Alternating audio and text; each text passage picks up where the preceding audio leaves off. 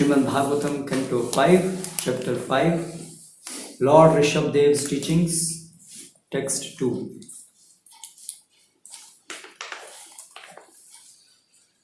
Mahatsevam dvaramahurvimuktes tamo dvaram yoshitam sangi sangam mahantaste samachitta prashanta vimanyavah suhrida sadhavo ye. Translation and purport by His Divine Grace Srila A.C. Bhaktivedanta Swami Prabhupada. One can attain the path of liberation from material bondage only by rendering service to highly advanced spiritual personalities. These personalities are impersonalists and devotees. Whether one wants to merge into the Lord's existence or wants to associate with the personality of Godhead, one should render service to the Mahatmas. For those who are not interested in such activities, who associate with people fond of women and sex, the path to hell is wide open. The Mahatmas are equipoised. They do not see any difference between one living entity and another. They are very peaceful and are fully engaged in devotional service. They are devoid of anger and they work for the benefit of everyone. They do not behave in any abominable way. Such people are known as Mahatmas. Purport. The human body is like a junction. One may either take the path of liberation or the path leading to a hellish condition. How one can take these paths is described herein. On the path of liberation, one associates with Mahatmas, and on the path of bondage, one associates with those attached to sense gratification and women. There are two types of Mahatmas, the impersonalist and the devotee. Although their ultimate goal is different, the process of emancipation is almost the same. Both want eternal happiness.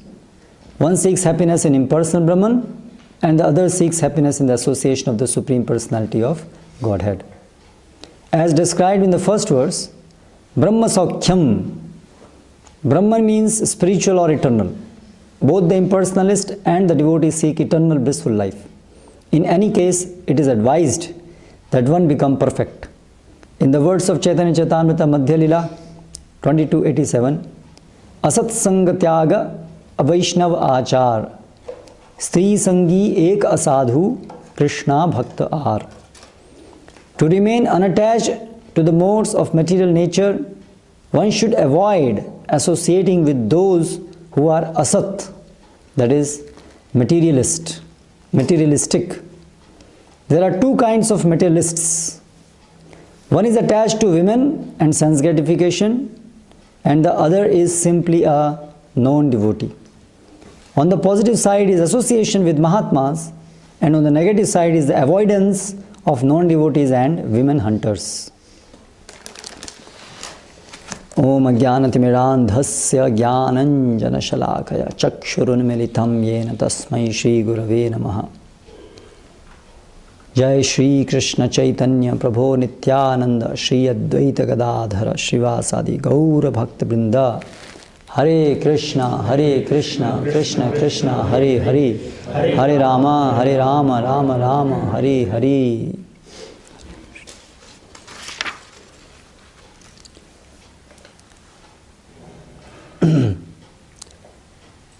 इस अध्याय के पहले श्लोक में ऋषभदेव अपने पुत्रों को संदेश देते हैं कि मात्र इंद्रिय भोग के लिए कुकर सुकर की तरह से नहीं जीना चाहिए मनुष्यों को, बल्कि उन्हें दिव्य तपस्या करनी चाहिए जिससे कि वो अपने को शुद्ध कर सकें और ब्रह्म सुख जो अनंत है उसको प्राप्त कर सकें। आज के इस श्लोक में ये करने के लिए क्या करना होगा, उसका पहला चरण क्या है वो समझा रहे हैं। तो यदि हमें कुकर सुकर की तरह नहीं रहना है और यदि हमें ब्रह्म सुख प्राप्त करना है, दिव्य तपस्या करनी है, तो उसका प्रारंभ कहाँ से होता है? प्रारंभ, उसका मध्य और हमेशा नित्य रूप से महत सेवा, महत सेवाम द्वारम आहुर विमुक्ते। द्वार, द्वार मतलब गेटवे, विमुक्ति, लिबरेशन, जन्म मृत्यु के चक्र से मुक्ति, उसका द्वार है महत सेवाम, महाजनों की सेवा। और तमोद्वारम, नरक का द्वार क्या है? योषिताम संगी संगम, असत लोगों का संग। और फिर समझाया है कि महाजन को कैसे पहचानेंगे, जिनका संग हमें करना है, महत, उनको कैसे पहचानेंगे, उनके लक्षण क्या होंगे? महांतस्ते समचित्ताः, वो समचित्त होंगे।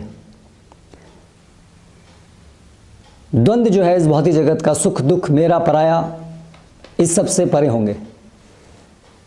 प्रशांता, भौतिक इच्छाओं से रहित होंगे। विमन्यवः, यानी कि क्रोध से रहित होंगे। अर्थात भगवत भक्ति का प्रचार करने के लिए स्वयं अपने ऊपर कुछ भी कष्ट आए अन्यों के द्वारा, वो उससे विचलित नहीं होंगे। सुहृदः, सुहृदय मतलब सभी के हितैषी, इसलिए हमेशा दूसरों का हित करने का प्रयास करने वाले होंगे। साधवः, और उनका व्यवहार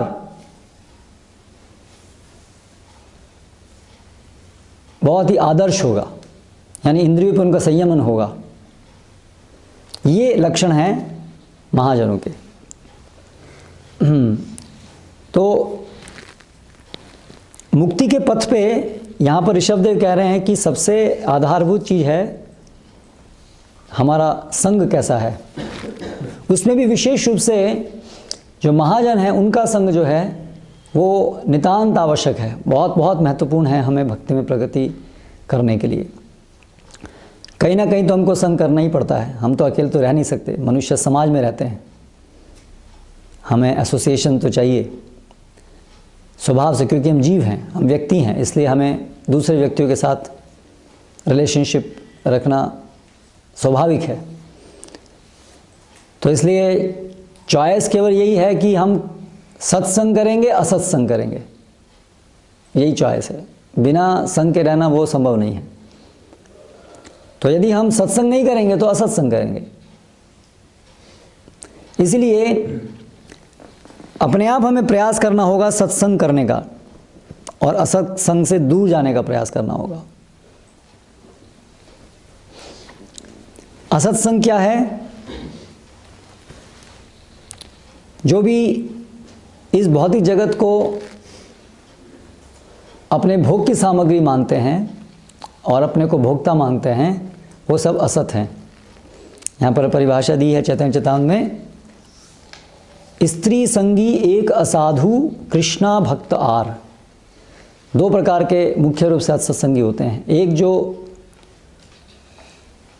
इंद्रिय भोग ही जिनका लक्ष्य होता है जीवन का, मेटेरियलिस्ट,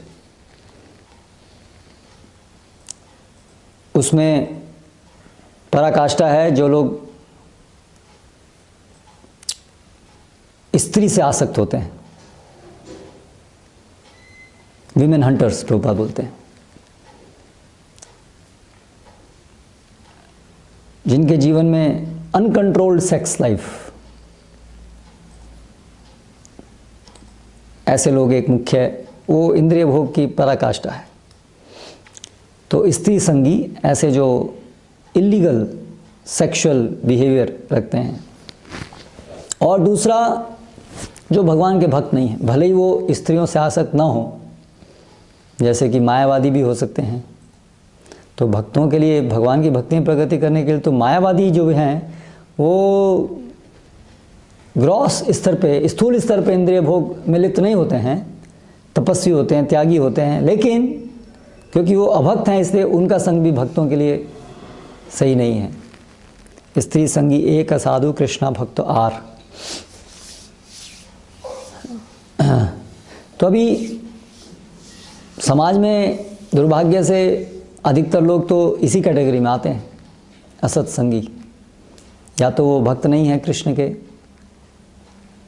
और या तो दोनों ही, जनरली दोनों ही हैं, भक्त भी नहीं हैं और इंद्रिय भोगी हैं, मेटेरियलिस्ट हैं, भौतिकतावादी। उनके जीवन का लक्ष्य है इंद्रिय भोग करना। मेजॉरिटी ऑफ पीपल इसमें आ गए। तो ऐसे सभी लोगों का संग जो है हमारे लिए बहुत हानिकारक है।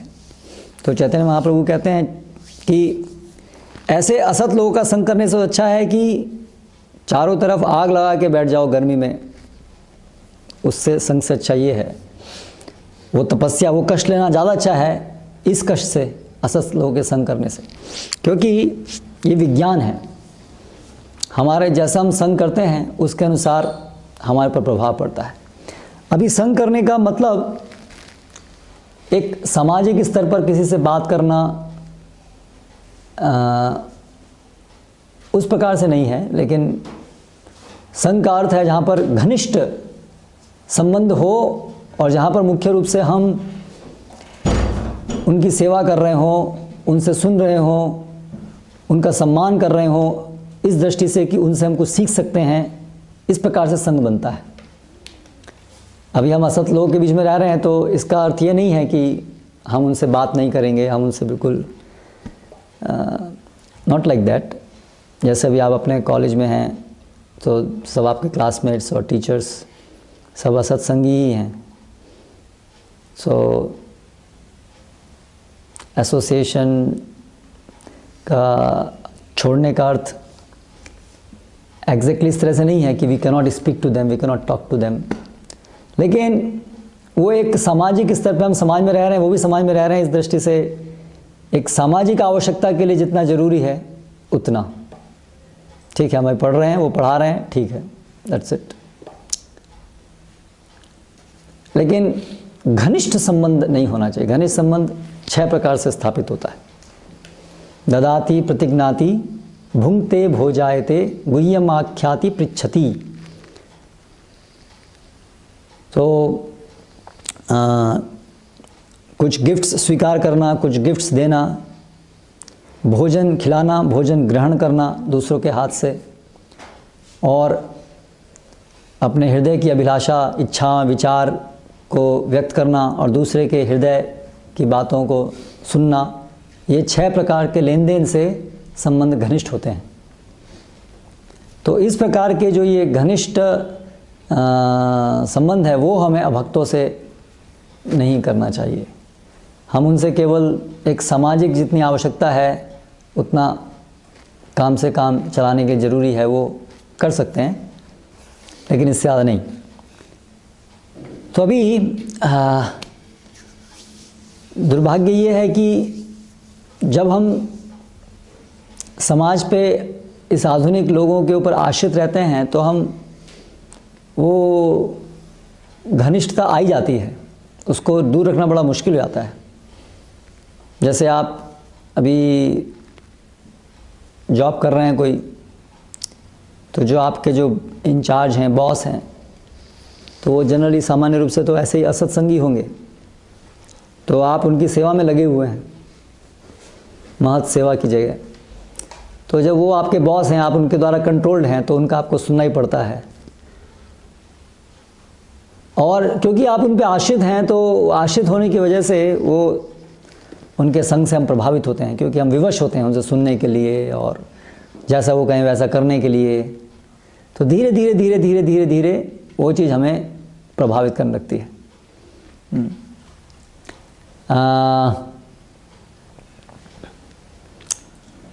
इसलिए भक्तों के समाज में रहना अच्छा है। जैसे अभी हम लोग यहाँ रह रहे हैं ये इस हॉस्टल के अंदर, तो इसी से आप देख सकते हैं आप लोगों के जीवन में कितना बड़ा परिवर्तन आया होगा कंपेयर टू जब आप बाहर रह रहे थे। अप्रिशिएट कर पा रहे हैं इस चीज़ को?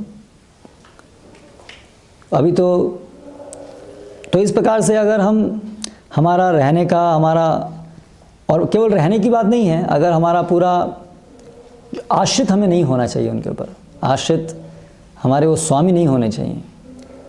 हाँ, तो अगर इस प्रकार से हम भक्तों के ही समाज में रह पाएँ, जहाँ पर हमारी जीविकोपार्जन के लिए भी हमें अभक्तों के ऊपर आश्रित नहीं रहना पड़े, क्योंकि सभी को अपने जीविकोपार्जन के लिए कुछ करना होगा। जो भी गृहस्थ हैं उनको अपने जीविकोपार्जन के लिए कुछ करना होगा।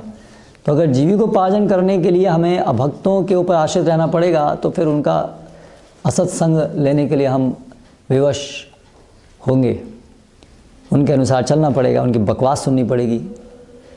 जैसे मुझे याद है जब हम मेडिकल में पढ़ते थे इंटर्नशिप में, तो अभी वो टीचर हैं हमारे, कहीं भी कुछ पार्टी है तो जा कर के बैठना है, नहीं आएंगे तो उनको अजीब लगेगा, कुछ खाएंगे नहीं तो अजीब लगेगा, और बैठ के उनकी बातों को सुनना है और फिर गर्दन लानी है, हंसना भी है। हाँ। सो वो सब बहुत चेतना को प्रभावित करता है। अभी ये हम लोग हर सुबह ये पढ़ते हैं कक्षा में, कुछ आधा घंटा ही पढ़ते हैं, तो उससे ही हम देख सकते हैं कि कितना हमको प्रभाव पड़ता है। हम हरे कृष्णा सब बैठ करके जप करते हैं, वो हरे कृष्ण ध्वनि सुनने से हमारा चित्त स्वच्छ होता है, ये हम अनुभव कर सकते हैं। तो इसका ये बहुत असर पड़ता है संग का। अगर यही भक्ति हम अकेले अलग कर रहे होते तो क्या कर पाते। जैसे वो स्टूडेंट था, वो क्या नाम, ओम, तो वो यहाँ पहले रहता था, लेकिन फिर किसी कारण से चला गया। तो जब तक यहाँ था तो वो कितनी अच्छे से प्रगति कर रहा था, वो रेगुलर पढ़ रहा था और उसका उत्साह बढ़ रहा था। और अभी वो बाहर रहने गया तो शुरू में ऐसे था कि मैं भी अपने यहाँ वहाँ रह कर के मैं भी भक्ति करूँगा, मैं वही सब जप यहीं रह के करूँगा। लेकिन अभी उसको पूछो वो कितना जप कर रहा है, कितना पढ़ रहा है, सब जीरो हो गया होगा, is not coming at all. तो ये विज्ञान है, इसलिए जो भी शास्त्रों में दिया है उसके अनुसार हमें चलना चाहिए। हमें अपने को ओवर इंटेलिजेंट नहीं समझना चाहिए कि ठीक है मैं अपने हिसाब से अपना रास्ता चुन लूँगा, ऐसा नहीं होगा। ये महाजनों के द्वारा लिखे गए वाक्य हैं, अनुभव किए हुए वाक्य हैं, भगवान के द्वारा दिए गए वाक्य हैं, तो इसलिए इनके अनुसार हमें चलना चाहिए। तो जब बताया गया है कि असत्संग से बचना है तो हमें उसके लिए प्रयास करना ही होगा, नहीं तो उसके द्वारा प्रभावित हुए बिना हम नहीं रह पाएंगे। और सत्संग करना है तो वो उसके लिए भरसक प्रयास होना ही चाहिए, नहीं तो उसका प्रभाव हमारे पर पड़ेगा। तो इसीलिए श्री प्रभुपाद ने ये इस्कॉन सोसाइटी बनाई, जिससे कि जो लोग भी भगवान की भक्ति करना चाहते हैं वो एक साथ में रह सकें, they can associate with each other.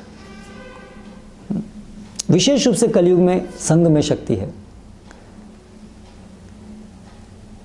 माया बहुत प्रभावशाली है, हम अकेले उससे लड़ना बड़ा मुश्किल होगा हमारे लिए। लेकिन जब हम मिल कर के एक साथ प्रयास करेंगे कृष्ण भक्ति में आगे प्रगति करने का, तो हमारे एक दूसरे को देख करके, एक दूसरे से स्फूर्ति लेकर के, उत्साह लेकर के हमारे सबका उत्साह ज़्यादा बढ़ेगा। तो इसलिए वो जीवन भर ये जो सिद्धांत आज के श्लोक में बताया है, यदि इस चीज़ को हम लोग समझ लें और इसके अनुसार अपने जीवन को ढालें, तो फिर आगे के जो स्टेप्स हैं भक्ति के, वो एक के बाद एक अपने आप आएंगे। लेकिन यदि ये स्टेप मिस हुआ, साधु संग छुटा और असत्संग हुआ, तो फिर भगवान भी नहीं बचा सकते।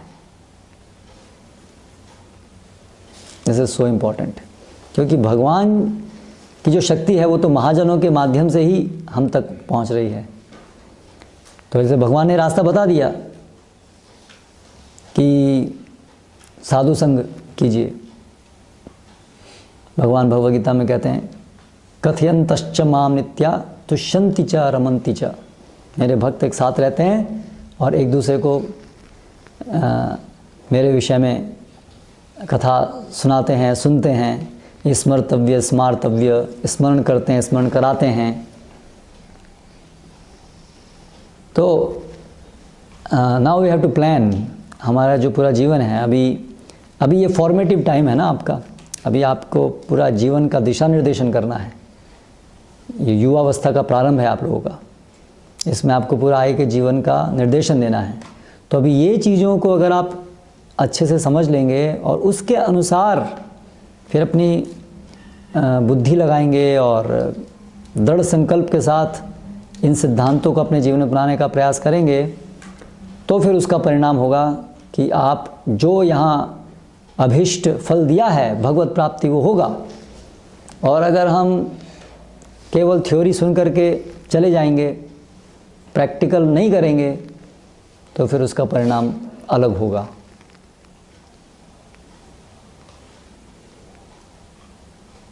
ईशोपनिषद में बताया है विद्या के अनुशीलन का परिणाम अलग होता है, अविद्या के अनुशीलन का अलग होता है, सब एक जैसा नहीं है। ये यथा माम प्रपद्यन्ते ताम सदैव भजामि हम। तो अब जिस अनुपात में हम ये संदेश को इनको अपने जीवन में अपनाएंगे, उस अनुपात में हमारी प्रगति होगी। तो बहुत सारे विडंबनाएं, बहुत सारे उत्पात और विघ्न रास्ते में आएंगे साधु संग करने के। ऐसी ऐसी परिस्थितियां होंगी हमारे जीवन में जो कि हमें रोकेंगी साधु संग करने के लिए। सो कृष्ण। तो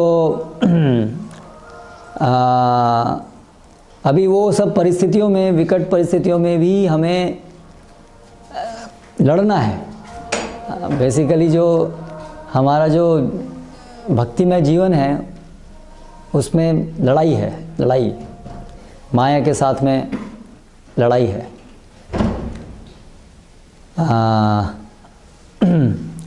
परिस्थितियों से लड़ाई है। Soldier, we have to become all soldiers. Real time fight, ये रियल फाइट यही है। माया हमेशा प्रयास करेगी हमें अपने रास्ते से भटकाने का। परिस्थितियाँ ऐसी उत्पन्न होंगी, सो मैनी वेज। माइंड, परिस्थितियाँ एक बात है, फिर एक अंदर भी है माइंड। बाहर ठीक है लेकिन अंदर भी बवंडर मच सकता है mind. So many ways maya will disturb us. So अभी देन वी हैव टू संकल्प, वो दृढ़ संकल्प से आगे बढ़ना है। कैसे ये सत्संग करना है, असत्संग करना है, भगवान से प्रार्थना करनी है और अपना पूरा भरसक प्रयास करना है। लेकिन परिणाम तो होगा, चाहे कुछ भी हो। चाहे मान लीजिए हम विवश भी हैं, असत्संग साधु संग नहीं कर पा रहे हैं, तो उसका परिणाम होगा। तो उसमें फिर हमें बहुत अधिक हृदय से प्रार्थना करनी होगी भगवान से, और अधिक कि भगवान मैं साधु संग नहीं प्राप्त कर पा रहा हूँ। अंततः हम हमेशा साधु संग प्राप्त कर सकते हैं कहीं पर भी, ये बात भी है, क्योंकि भगवान का नाम हमेशा हमारे साथ है। और भगवान के भक्तों के साथ संग केवल फिजिकल लेवल पर नहीं होता है, अंततः वाणी सेवा, उनकी वाणी की सेवा करके भी वो संग होता है। जैसे कि श्रील प्रभुपाद अमेरिका गए तो कौन था वहाँ संग करने के लिए, लेकिन वो हमेशा अपने गुरु महाराज और सभी पूर्ववर्ती आचार्यों का संग करते रहे, क्योंकि वो वाणी की सेवा कर रहे थे उनकी। और फिर श्रील प्रभुपाद ने तो पूरी सोसाइटी बना करके लिए सबके लिए संग उपस्थित कर दिया। लेकिन श्रील प्रभुपाद बहुत एक महाभागवत हैं, तो हमारी क्षमता उन जैसी नहीं है। इसलिए हमें आवश्यकता पड़ती है एक ज़्यादा स्पष्ट रूप से साधु संग की, जिसमें हम फिज़िकल लेवल पर भी श्रवण कर सकें और लाइक दैट। तो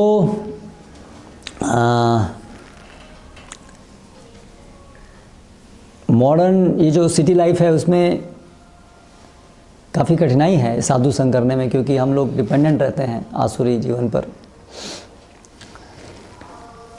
इसीलिए एक बहुत मास्टर प्लान श्रील प्रभुपाद ने दिया है ये असत्संग को छोड़ने का। डिवोटीज़ के लिए, and that is this farm communities, its master plan. जैसे जो लोग भी बेस में आते हैं स्टूडेंट्स,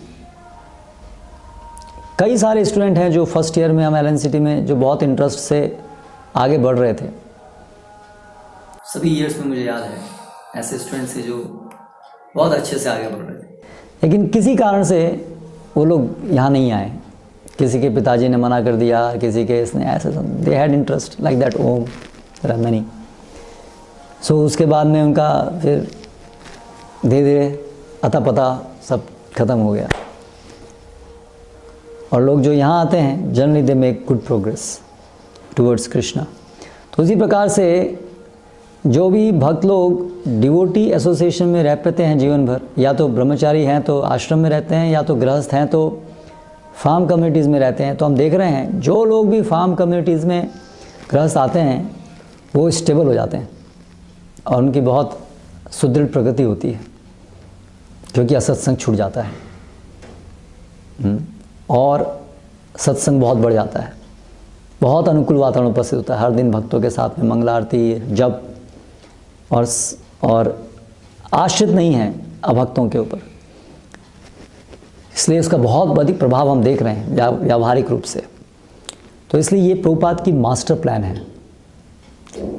इसलिए हालांकि ये बड़ा क्रांतिकारी विचार है, लेकिन भगवान के पास जाना तो क्रांतिकारी ही है ना वो तो वैसे कहाँ आसान चीज़ है। इस भौतिक जगत से जन्म मृत्यु के चक्र से निकलकर भगवत धाम जाना तो क्रांतिकारी ही होगा। नॉर्मल कोर्स में तो हम यहीं रहेंगे, भगवत धाम जाएंगे नहीं। अगर सामान्य लोग जैसा चल रहे हैं उससे थोड़ा बहुत 19-20 कदम उठाएंगे तो फिर यहीं रहेंगे। तो इसलिए भगवत धाम जाना तो it needs revolution, it needs great determination, महत्वता उसके लिए जरूरत पड़ेगी। तो उसके लिए जो मास्टर प्लान है कि अगर कोई ब्रह्मचारी है तो आसान है, ठीक है, ब्रह्मचारियों के संग में प्रचार करे रह करके आश्रम में। लेकिन गृहस्थों के लिए भी ये संभव है कि वो हमेशा से साधु संग में रहें ये फार्म कम्युनिटीज़ के द्वारा, क्योंकि इन फार्म कम्युनिटीज़ में क्या है, इकोनॉमिक सिस्टम है। क्योंकि बेसिकली ये जो पूरा सिटी लाइफ है ये कैसे डेवलप हुआ है, ये इकोनॉमिक कॉन्ट्रैक्ट है। अर्थव्यवस्था के लिए ही प्राइमरीली ये सब डेवलप हुआ है सिटीज़ लाइफ। जॉब्स हैं, सब लोग गाँव से शहर में क्यों आए, to earn more money, that's it. तो बेसिकली ये पूरा जो मॉडर्न लाइफ है उसको तो पैसा ही पैसा है, वहाँ तो और कुछ है ही नहीं, पैसा पैसा पैसा पैसा, everything is money money money money money. तो अगर हम भक्त लोग ये समझ लें कि money, why I need money means I have to fulfil my basic needs, शरीर की आधारभूत आवश्यकताएं पूरी करनी है, that's the only real function of money, wealth, है ना। इसलिए शास्त्रों में धन किसको कहा गया है, वेल्थ। गौवा धान्यवान धनवान और गाव्यवान धनवान, जिनके पास गाय हैं और जिनके पास अनाज है वो धनवान है, क्योंकि ये रियल धन है। तो ये रियल धन के लिए तुमको शहर की जरूरत नहीं है। ये तो हम सामूहिक रूप से ज़मीन पर खेती पर आश्रित रहकर गौ रक्षा के द्वारा हम ये सभी धनवान बन सकते हैं, हम सभी धनवान बन सकते हैं। तो कॉलेजेस हैं आपको एक और प्रकार से धनवान बनाने का प्रॉमिस देने के लिए, लेकिन हम आपको एक दूसरे प्रकार से धनवान बनाने का रास्ता दिखा रहे हैं। गौवान धनवान, धान्यवान धनवान। So we can all become rich by serving cows and by doing agriculture, और उससे भी अधिक we can become rich by becoming rich in our Krishna consciousness. वो तो आध्यात्मिक रिचनेस है, स्पिरिचुअल वेल्थ। और भौतिक दृष्टि से जो वेल्थ है वो भी यही है, गौवान धनवान, धान्यवान धनवान। सो इस तरह से ये जो फार्म कम्युनिटीज़ हैं इसके होने से वो असत्संग छूट सकता है, गृहस्थों के लिए भी, गृहस्थ भक्तों के लिए भी। तो इसलिए बून है, वरदान है ये समाज, ऐसे समाज। अब वो जो फार्म कम्युनिटीज उसमें आने के लिए कुछ थोड़ा बहुत विपरीत दिशा में जाना होगा, क्योंकि हम विपरीत दिशा में चल पड़े हैं आधुनिक समय में। वो तो दिशा ओरिजिनली है, लेकिन हम लोग विपरीत दिशा में चल पड़े हैं, इसलिए अभी उसको रिवॉल्व, उसको दोबारा उल्टी दिशा में जाना होगा। तो वो थोड़ा सा it may appear little difficult. कोई भी चीज़ चेंज करने में हमें दिक्कत तो होती है, करेक्ट। अगर आप देखें तो जो लोग गांव में रहते हैं उनको शहर में आने में बड़ी दिक्कत होती है। तो anyway that change is always difficult. But अगर हम बुद्धि से समझ रहे हैं कि वो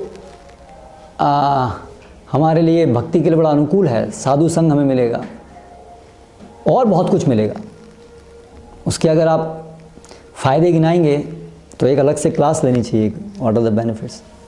नत्थकुराम Prabhu in one Vyas Puja he wrote benefits. तो एक सबसे बहुत बड़ा बेनिफिट है साधु संग। एक्चुअली पूरा वर्णाश्रम व्यवस्था ही असत्संग को हटा करके साधु संग देने के लिए है, और उसमें भी ये फार्म कम्युनिटी जो उसका बेसिस है। तो श्रील प्रभुपाद ने पूरा कंप्लीट आयोजन दिया है हम सब के लिए, पूरी सोसाइटी का विकल्प दिया है। This modern hedonistic demonic society. Hedonistic समझते हैं? हिडोनिस्टिक मतलब जिनका लक्ष्य इंद्रिय भोग हो, उनको बोलते हैं हिडोनिस्टिक। तो आज का समाज हिडोनिस्टिक है एंड डेमोनियक है। इंद्रिय भोग, और इंद्रिय भोग भी कैसे पूरा करना है? आसुरी प्रकार से करना है। इवन शास्त्रों का यह शास्त्र विधि मुत्सृज्य, शास्त्र की विधि को छोड़ करके करना है। तो इस आधुनिक समाज का ये पूरा विकल्प श्रील प्रभुपाद ने दिया है। इसलिए श्रील प्रभुपाद का जो मूवमेंट है, इस्कॉन मूवमेंट, ये केवल एक जस्ट अपने जीवन में बहुत कुछ करने को है, साथ में थोड़ा सा मन बहलाने के लिए हरे कृष्ण जप कर लिया, केवल उसके लिए नहीं है ये मूवमेंट। ये मूवमेंट जो है बहुत बड़ा इसका लक्ष्य है।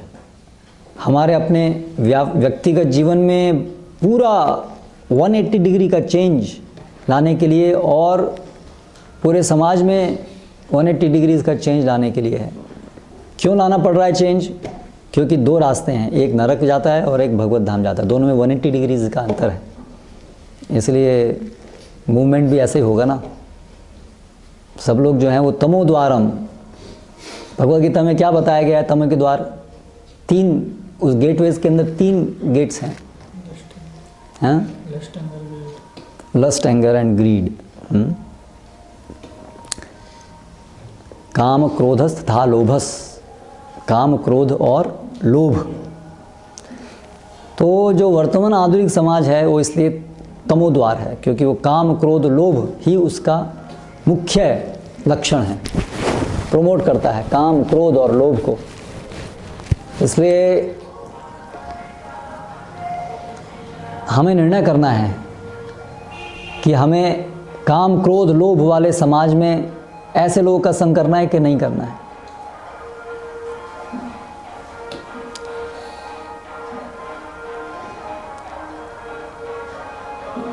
सभी लोग, सामान्य लोग जो हैं वो क्या उनके जीवन का लक्ष्य है?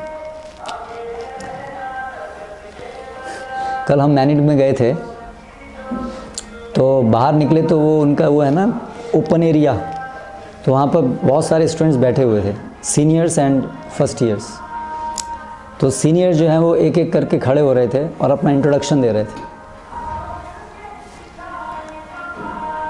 मैं Santosh, computer science second year from Lucknow.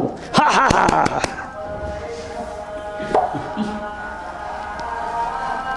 What is so great? हम दिखाना है आई एम दिस। वो सब टीवी से सीख सीख के ऐसे पागलपन जैसा व्यवहार करते हैं। So they are cultivating that, I am in this branch, I am from this, मैं लखनऊ से हूँ, मैं यहाँ से हूँ। इट्स सो ग्रेट कि मैं यहाँ से हूँ।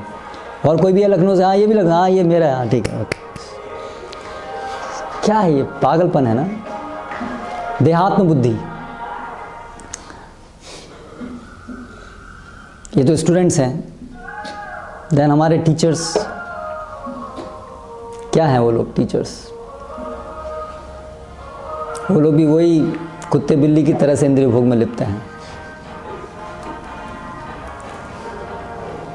स्टूडेंट के साथ में लव अफेयर करते हैं, सेक्स करते हैं। So degraded many of them. और अगर ऐसे डिग्रेडेड नहीं भी हैं, some of them can be very moralist, लेकिन फिर भी उनका लक्ष्य क्या है? Working hard to get some money and one day finish their life unknowingly, not without knowing where they are going. तो यूजलेस, आए और गए, ऐसा हो गया।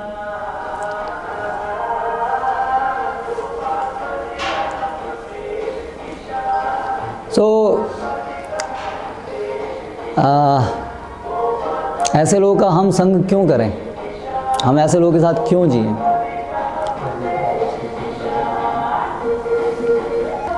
जितना आध्यात्मिक प्रगति आप करेंगे उतना ही आपको स्पष्ट दिखेगा असत्संग और सत्संग में अंतर। उतना ही असत्संग में रहना बहुत सफोकेटिंग रहेगा जितना आप प्रगति कर रहे हैं। जैसे शुरू में हमको बड़ा अटपट लगेगा, असत्संग क्या होता है? हम तो ठीक, वी फील कंफर्टेबल, क्योंकि हम भी उन्हीं के स्तर पे ही हैं, ज़्यादा अंतर नहीं है, इसलिए we don't feel that much difference.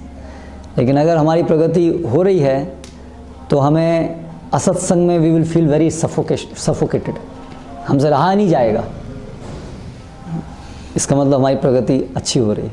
अगर हम ऐसी स्टेज में आ जाए, वी कैन नॉट, सत्संग के अलावा रहना हमारे लिए संभव नहीं है। That means it's good progress. Okay, ये भी एक मानदंड है देखना क्या कि हमारी कितनी प्रगति हो रही है।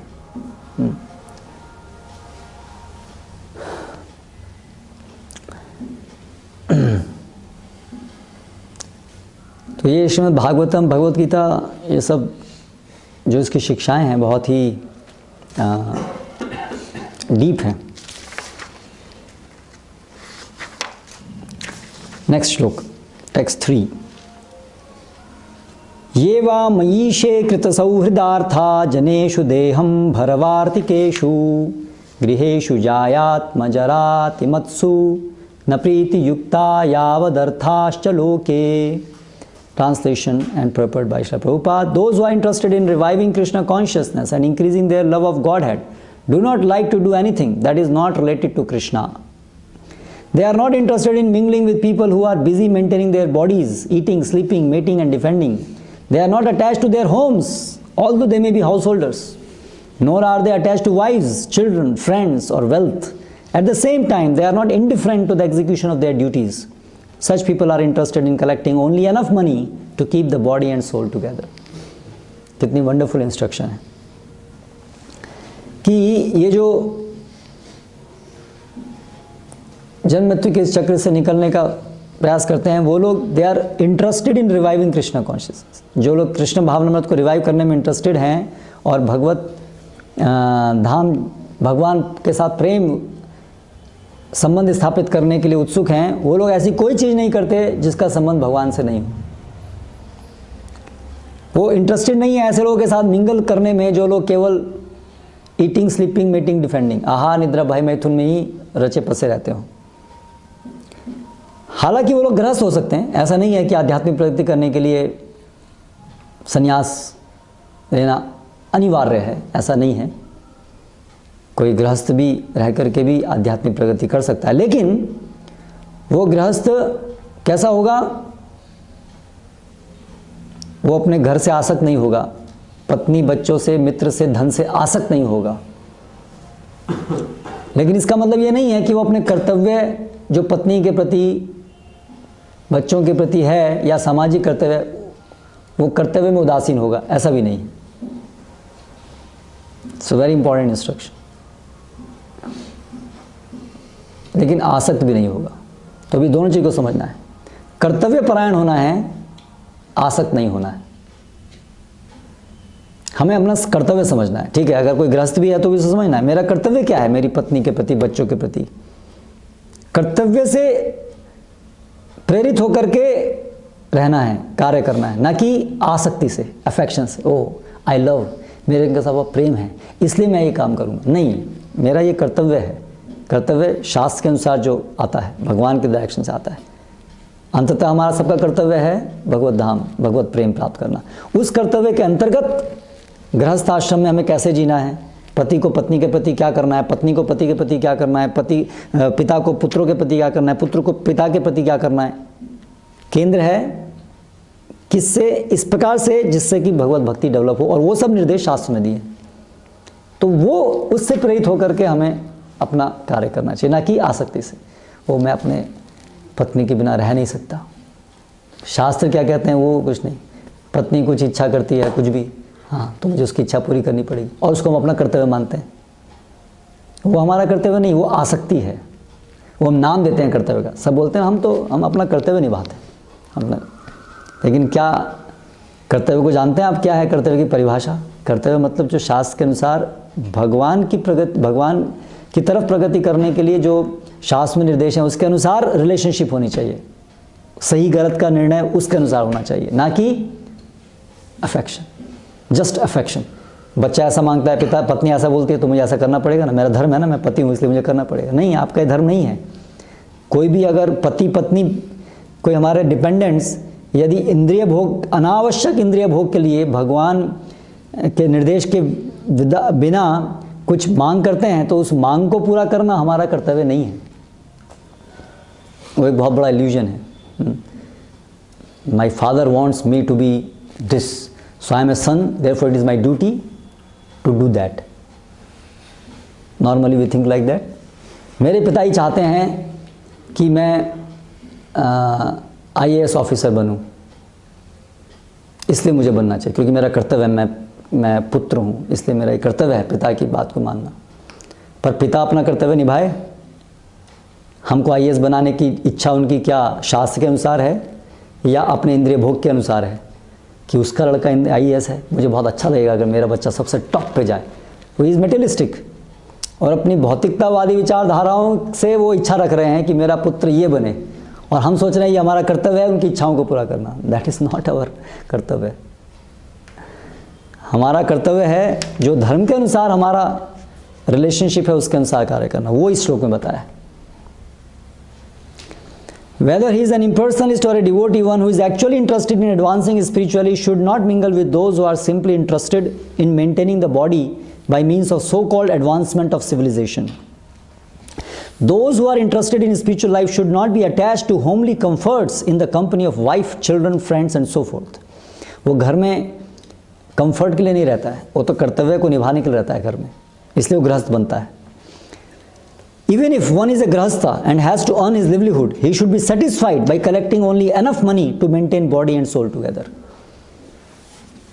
तो कोई IAS बनने, शरीर के निर्वाह करने के लिए IAS ही बनना है ऐसा नहीं, या बहुत पैसे वाला, या इतनी बड़ी कार होनी चाहिए, इतना बड़ा बंगला होना चाहिए, ये तो केवल अनावश्यक आवश्यकताएं, ये तो काम है।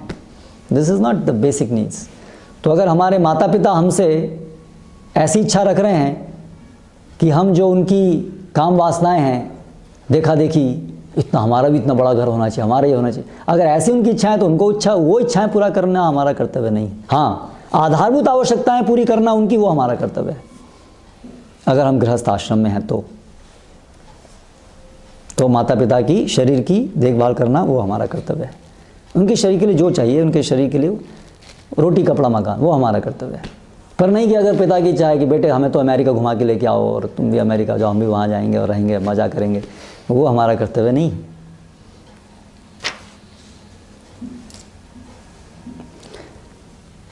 One should he should be satisfied by collecting only enough money to maintain body and soul together. अगर भक्ति करनी है तो ये बात समझनी होगी कि हमें केवल शरीर के लिए जितना जरूरी है उससे संतुष्ट होना पड़ेगा, क्योंकि अगर उससे संतुष्ट नहीं है तो फिर वो भौतिकतावादी बन गए, मेटलिस्ट, फिर वही ग्रीड, लोभ, फिर वो तमोद्वार है, वो भक्ति की तरफ नहीं है वो। और अगर हम आधुनिक समाज में निर्भर रहते हैं तो आधुनिक समाज तो वही ग्रीड के ऊपर ही बेस है, तो हमें ना चाहते हुए भी उसी ग्रीड का ही भाग बनना पड़ेगा। We will have to work for the greed of others, even if we are not greedy ourselves, we will have to work for the greed of others. आप किसी कंपनी में जॉब कर रहे हैं, आप ग्रीडी नहीं हैं, आप भक्ति समझ रहे हैं, मुझे तो बस 2 जून की रोटी मिल जाए मैं संतुष्ट हूँ। लेकिन आपका जो मालिक है वो तो ग्रीडी है और आप उसके एम्प्लॉई हैं, so you will be working for fulfilling his greed, is it not? Because you are his servant, you are his employee.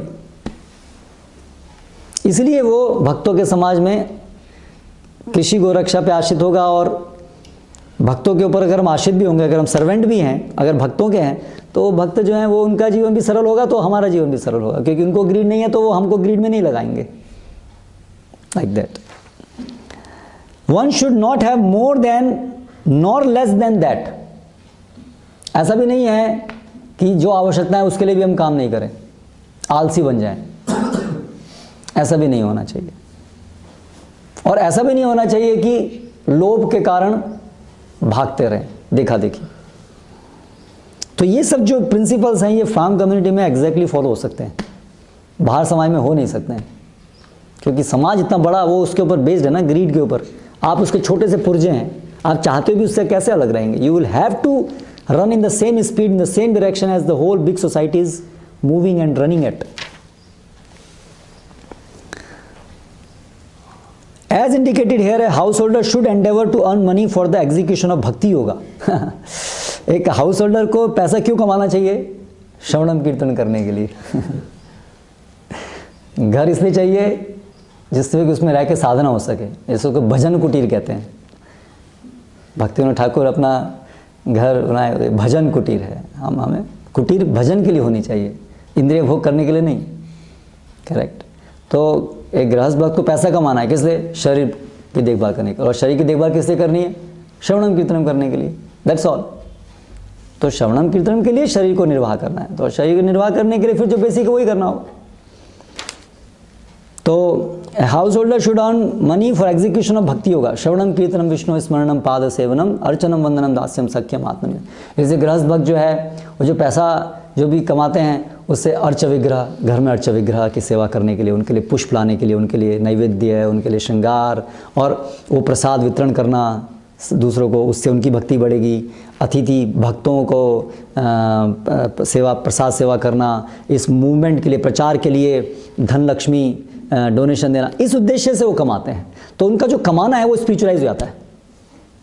फिर कमाने के टाइम में उनका वो बुद्धि में वो भौतिकतावाद नहीं आता है, they are doing it for spiritual. वो गृहस्थ आश्रम है, वो भक्त गृहस्थ भक्त हैं, वो ऐसा जीवन वो गृहस्थों का होना चाहिए। A householder should lead such a life that he gets full opportunity to hear and chant. What a wonderful instructions. A householder should lead such a life that he gets full opportunity to hear and chant.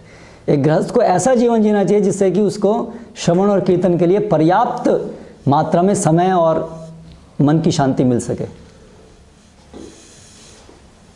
अब आधुनिक जीवन में यही समस्या है, वहाँ पर जो गृहस्थ लोगों का जीवन है उसमें ये बड़ा मुश्किल है। Correct. Mayank has now some more close experience of that.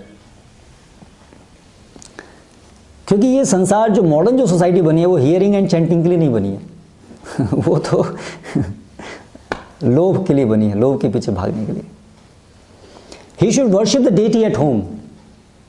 गृहस्थों के लिए आप डेटी रखेंगे तो डेटी वर्शिप करेंगे तो बहुत समय चाहिए उसके लिए।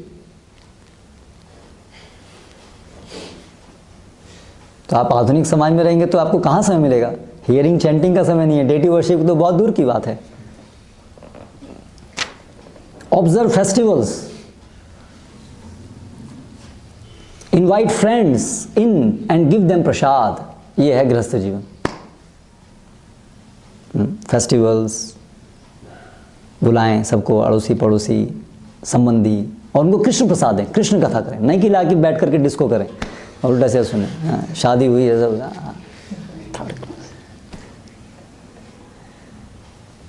दादा दादी पिता माता बहन भाई सब बैठ करके गाना सुनते हैं, चित्रहार फिल्म सॉन्ग देखते हैं जिसमें पूरा वल्गैरिटी होती है। लिरिक्स आप देखिए वो सब वल्गर होते हैं, and we all together enjoy. दादा से लेकर के 3 पीढ़ी तक बैठ करके वो वल्गैरिटी को सुनते हैं, and this is festival, today's festival.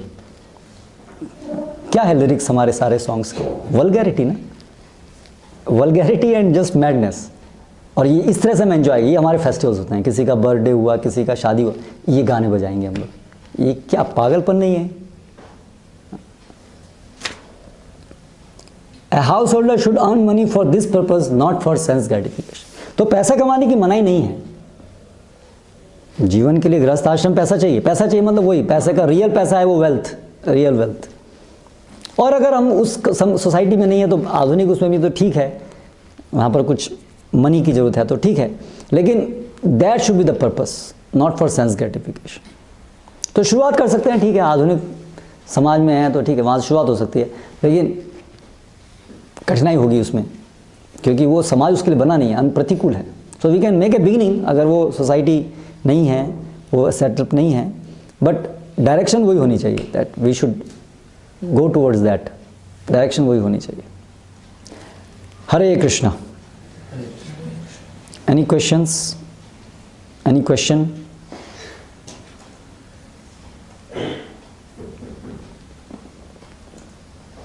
गांव के जो लोग हैं वो शहर की तरफ ज़्यादा अट्रैक्ट हो रहे हैं इस टाइम, उनके पास तो खेत भी है, पगार भी है, फिर भी वो शहर की तरफ भाग रहे हैं।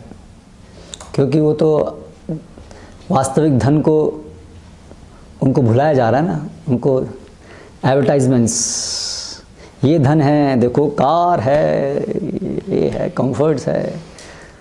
तो सामान्य लोग भोले भाले होते हैं, उनको जैसा सिखाया था वैसा सीख लेते हैं वो लोग, उनकी अपनी बुद्धि इतनी तेज नहीं होती समझने की क्या सही है क्या गलत है।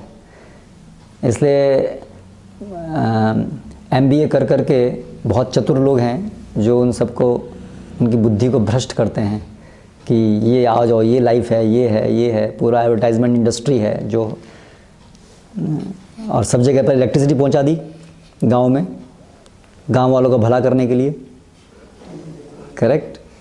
और फिर उस इलेक्ट्रिसिटी से फिर टीवी आ गए, इंटरनेट आ गया, है ना, और फिर इस इंटरनेट के द्वारा दिखाया कि तुम जो जीवन जी रहे हो सब बेकार है, वो देखो कितना बढ़िया है। तो फिर सब लोगों के अंदर इच्छाएं उत्पन्न हो गया है, हम क्यों ये खेती करें सब बेकार चीज़, अपना जीवन खराब कर रहे हैं, हम भी आराम से जिएंगे। और फिर जब वहाँ आते हैं तो उनको पता लगता है वहाँ क्या आराम है, लेकिन वो लोग भी समझ नहीं पाते हैं शहर का जो जीवन है उसमें क्या आराम है।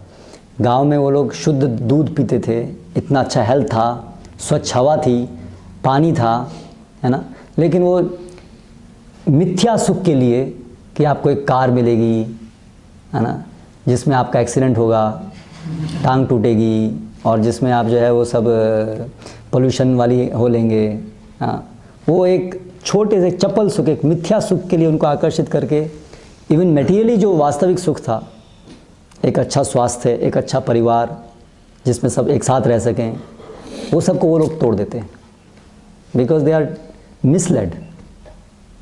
उनको पथभ्रष्ट किया जा रहा है बाय प्रोपेगेंडा। क्यों? क्योंकि इनको जो है शहर वालों को, उनको पैसा चाहिए, उनसे भी कमाना है, कंज्यूमर्स चाहिए उनको। अगर ये गांव वाले लोग संतुष्ट रहेंगे अपनी गाय से और खेती से, तो उनके मोबाइल्स कौन खरीदेगा? सो दे हैव टू टीच कि this you need mobile, you need this. आपका जीवन इसके लिए बिना बेकार है। और इसके लिए कितना पैसा लगाते हैं आप जानते हैं? कोई भी कंपनी जो है अपने एडवर्टाइजमेंट्स के लिए huge amount is spent on advertisements. क्यों इतना एडवर्टाइजमेंट करने की जरूरत पड़ती है? आधारभूत आवश्यकताओं के लिए कभी एडवर्टाइजमेंट करने की जरूरत पड़ती है? दाल खानी है तो खानी है, उसको दाल, उसको एडवर्टाइज करने की जरूरत नहीं है, उसको अपने आप आवश्यकता होगी अपने आप खाएगा। लेकिन एडवर्टाइजमेंट क्यों करना पड़ता है? क्योंकि अनावश्यक चीज़ें उसके लिए सिखाना पड़ता है, बताना पड़ता है, उनकी इच्छाओं को जागृत करना पड़ता है। कोका कोला को बेचने के लिए आपको बहुत एडवर्टाइजमेंट करना पड़ेगा, ये करना। अदरवाइज जब आधा, इसलिए पहले एडवर्टाइजमेंट नहीं थे ना, क्या एडवर्टाइजमेंट पड़ी है? बाजार में है, मार्केट लगा है, उसमें अपने आप आएंगे लोग अनाज खरीदने के लिए, अनाज की जरूरत है, अनाज खरीदने आएंगे अपने आप, उसके लिए कोई एडवर्टाइजमेंट की जरूरत नहीं है ना। So this is all propaganda. एक और एडवर्टाइजमेंट करते हैं ना कि रिक्शे वाले के बेटा ने किया यूपीएससी क्रैक, रिक्शे वाले के बेटे ने किया यूपीएससी क्रैक, हाँ। इस गांव के लड़के ने किया आईआईटी में क्रैक, और फिर हो गया वो खुद क्रैक। इससे भी उनको बुलाया जाता है कि हम भी अपनी बेटा को भेजेंगे शहर में। यस, सब प्रोपेगेंडा है। बहुत बड़ा बन गया, अफसर बन गया बच्चा। पहले उसकी अपनी खेती थी, वो गुलाम नहीं था, अभी बहुत बड़ा गुलाम बन गया। अफसर बन गया मतलब गुलाम बन गया। मूर्ख लोग ये नहीं समझते कि आप कम से कम जो आदमी किसान था वो स्वावलंबी जीवन उसका था, और अभी वो गुलाम बन गया, थर्ड क्लास। या आईएएस भी क्या है, ये सारे मिनिस्टर्स जो थर्ड क्लास गुंडे होते हैं, उनके इशारों पे उनको नाचना पड़ता है आईएएस ऑफिसर्स को। हम सोचते हैं आईएएस ऑफिसर बहुत बड़ी चीज़ है, जब बनोगे तब पता लगेगा क्या होता है। क्या जीवन है उनका। दे आर एक थर्ड क्लास इडियट। उनको आकर के चलो वहाँ से ट्रांसफ़र, क्या उनकी हैसियत है उनके सामने।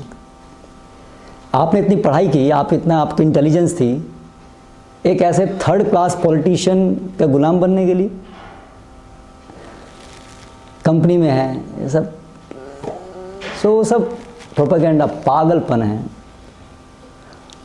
हिरण्यकशिपु का नौकर बनना अच्छी बात नहीं है, करेक्ट। हिरण्यकशिपु बहुत बड़ा ऑफिसर, बहुत बड़ा मालिक है, लेकिन उसका ऑफिसर बनने से हम असुर बनेंगे, दैट्स इट, और हमारा शोषण होगा। Hare Krishna. Yes, There's one question. What about life insurance and Mediclaim in Krishna consciousness?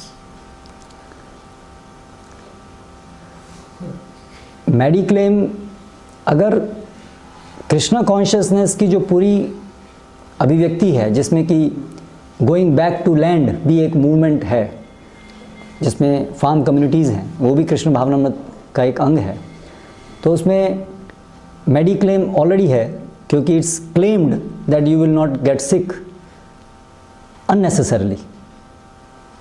So then what is the need of mediclaim?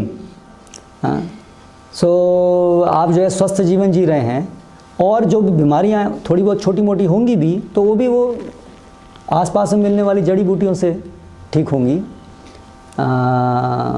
और अंत में ओल्ड एज आएगी, और उसके लिए हम लोग प्रयास नहीं करेंगे कि हमें लड़ना है ओल्ड एज से, हमें तो मरना ही नहीं है, कुछ भी है, नी रिप्लेस कराएंगे, लीवर रिप्लेस कराएंगे, किडनी रिप्लेस कराएंगे, ब्रेन हो जाएगी तो ब्रेन भी रिप्लेस कराएंगे, सब कुछ कराएंगे। वो हमारा वहाँ पर टारगेट नहीं रहेगा। So we don't need that mediclaims. और लाइफ इंश्योरेंस, आज के जीवन में कोई व्यक्ति मर जाता है तो उसके आश्रित को पैसा मिलता है, लेकिन वैदिक संस्कृति में एक्सटेंडेड फैमिलीज़ होती हैं, तो घर में ऐसी दुर्घटना घटती है तो वो एक्सटेंडेड फैमिलीज़ उसको, और पूरा गांव उसको संभालता है। That was the culture. उसको तोड़ दिया गया है, उस कल्चर को, एक्सटेंडेड फैमिली से कंसेप्ट को हटाया गया है। पहले भाई, वो ये समझ होती थी कि पिता के जाने के बाद जो बड़ा पुत्र है वो पिता के तरह से सबका देखभाल करेगा, इसलिए उसको बंटवारा करने की ज़रूरत नहीं पड़ती थी प्रॉपर्टी को, है ना। लेकिन आज वो कल्चर ख़त्म हो गई है, इसलिए भाई भाई में झगड़ा उत्पन्न हो गया है, क्योंकि कंसेप्ट आ गया है कि एक्सटेंड फैमिली नहीं है और एक पिता की जो प्रॉपर्टी है वो सबकी प्रॉपर्टी है, इसलिए झगड़ा उत्पन्न हुआ है इसकी वजह से। एंड देन एक्सटेंड, अभी न्यूक्लियर फैमिलीज होने की वजह से फिर लाइफ इंश्योरेंस देनी पड़ती है कि, और हम ऐसी सोसाइटी में रह रहे हैं जहाँ इतने सारे हादसे होते रहते हैं, road traffic accidents are so common, so therefore we need more this life insurance. But Vedic society में अपना एक इंश्योरेंस का तरीका है, by living together in villages and interdependence on each other, वो इंश्योरेंस है मटेरियल लेवल पर। Anything else? Srila Prabhupada की जय।